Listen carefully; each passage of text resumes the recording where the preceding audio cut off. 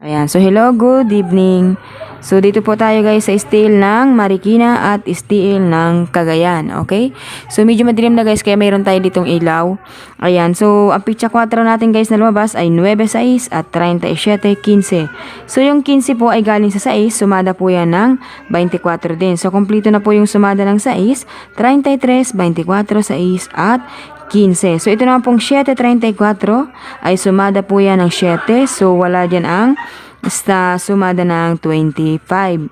So, 29.30 kapit 2. Meron din po siyang chance na magpumpiang. So, ano po ba yung pwedeng magpumpiang dyan? Ayan. So, magpumpiang na lang tayo guys ng 16. Ayan. 16. Tsaka 24. Okay. So, dito na po tayo guys. Magsumada na tayo. Pwede siyang mag-24, 27, 16, at 20. Ayan. So, yan po ang ating steel Marikina. Ayan. So, ang next natin dito guys ay steel ng Cagayan. So, sa Cagayan naman guys ay nag-2 trend. Sumada kapit, pumpiang, sumada pumpiang, nag-2.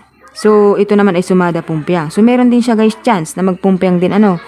Kasi po, pagpapasok po talaga yung buwan, kadalasan mababang numero or di kaya lalabas ang pumpiang. So, kapag hindi po siya nagpumpiang nung nakaraang buwan, ngayon po yan magpupumpiang. So, ang ilagay natin na pumpiang, pwede siyang mag-18 na pumpiang.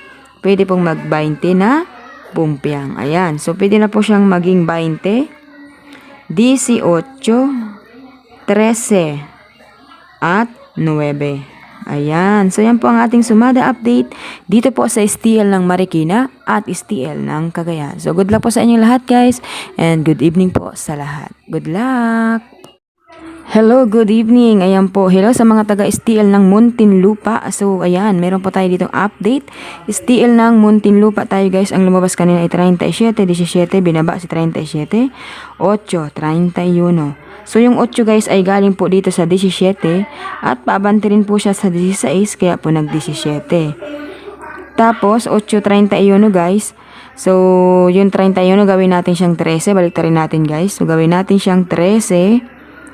35. Pwede. 13, 35. 10 at 28. So, yan. Ayan, so steel po yun ng Muntinlupa guys. Pwede siyang mag-13, 35, 10, 28. Yan po ang ating sumada dito po sa steel ng Muntinlupa.